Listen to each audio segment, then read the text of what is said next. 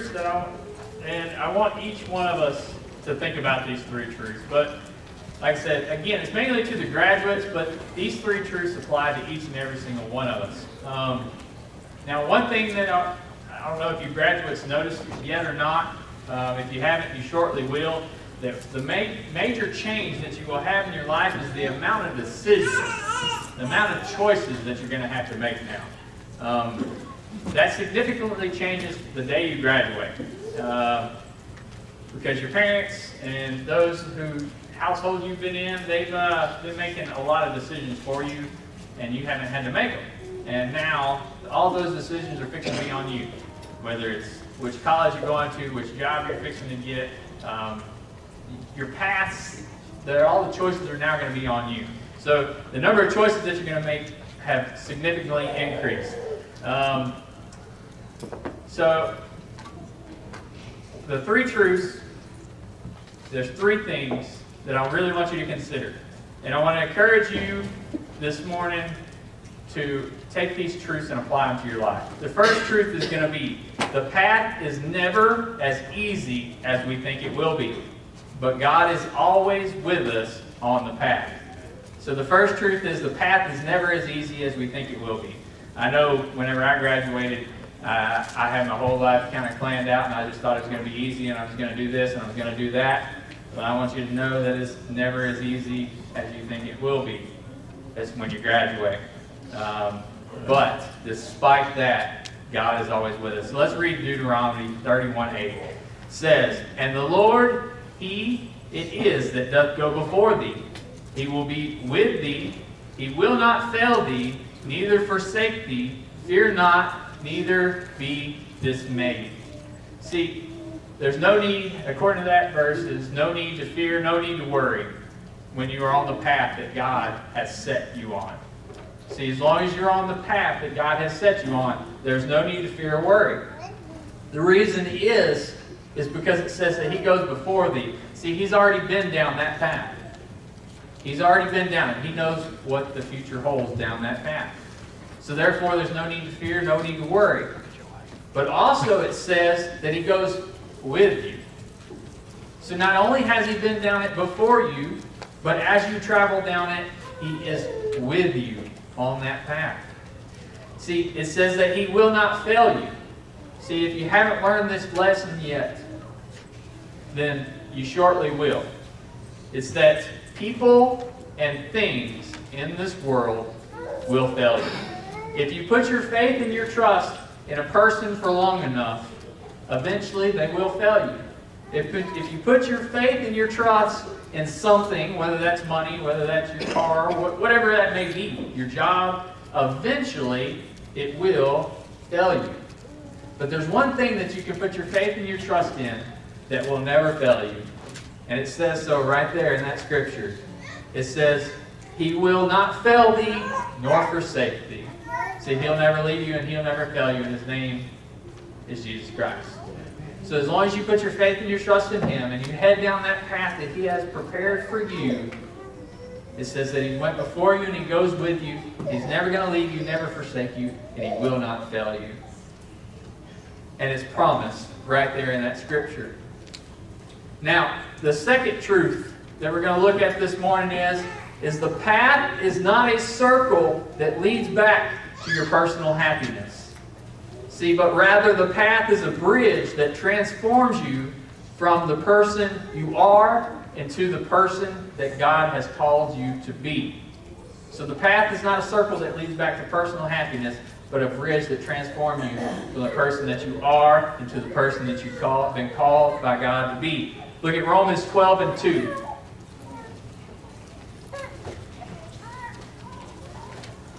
Romans 12:2 says, "And be not conformed to this world, but be ye transformed by the renewing of your mind, that you may prove what is that good and acceptable and perfect will of God." That scripture says, do not be conformed to this world.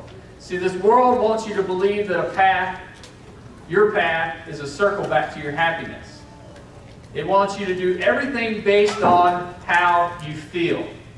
See, you graduate, you go to college, or you graduate college, you get a degree to make good money in order to buy good things in order to have happiness.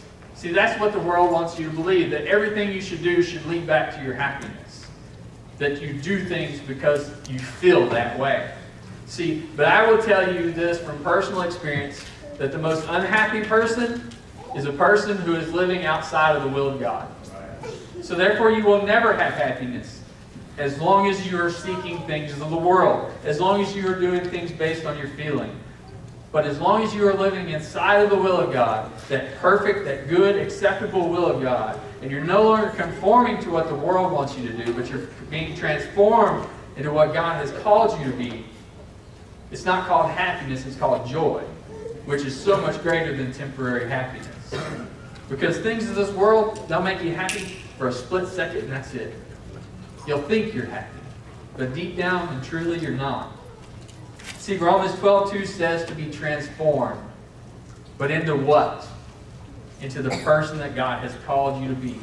And as a Christian, that is the image of Christ.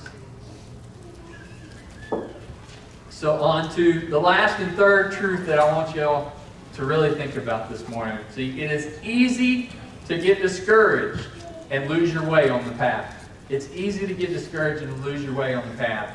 But God's love and forgiving heart will always guide you back. Psalms 86:5.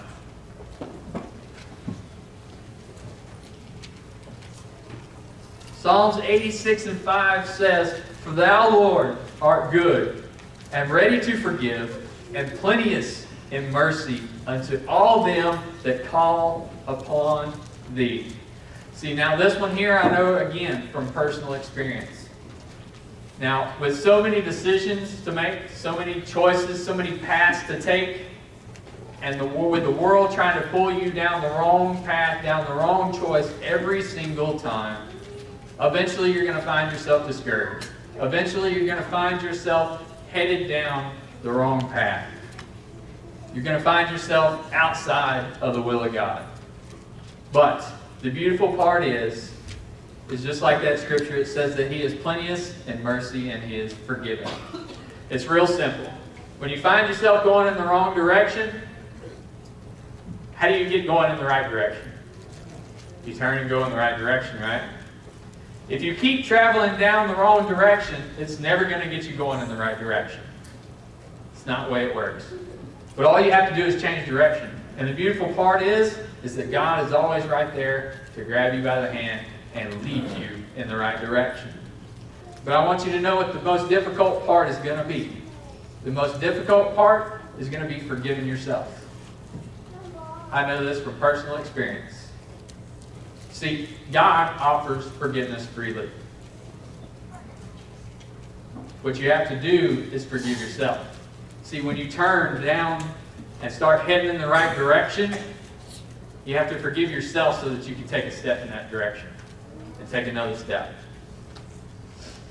See, God is full of plenty. He is plentiful of mercy and forgiveness. Now, I got an illustration. I'm going to use Memphis here. Come here, buddy. In this illustration. If you come up here on stage, I'll give you $1. Okay? You got $1. You want the $1? Yeah? Okay, well you got to come over here now. I need you to sit in that chair and you can get the $1. Sound good? I need you to go down to that bottom step right there. And you can get the $1. Okay. I want you to come back over to this side. Stand right here. Okay, sit down. Stand back up. Raise your hands. Go sit back down. Okay, thank you. Okay, I want you to understand that's what the world is going to do. Okay? The world is going to say if you do this, you can have this. But wait, I want you to come over here. I want you to do this one more thing and then you can have it. No, come over here and you can have it. Now I'm just playing. I'm going to give you the $1 for doing it. But the thing is the world will promise you a lot of things. And what are you willing to do for it? Is it really worth it?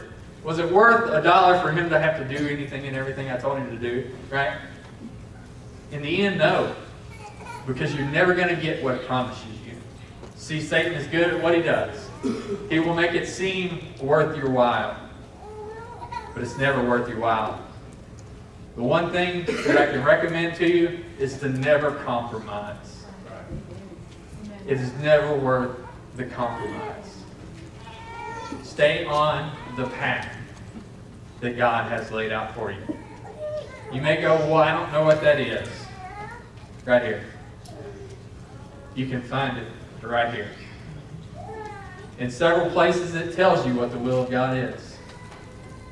I can tell you right now, a few things right offhand. It is His will for you to share the gospel. It is His will for you to be around Christian people. It is His will for you to read His Word. It is His will for you to pray. If you can't start anywhere else, start there. So, this morning, we're also going to, I want to turn it over to Brother Jason this morning.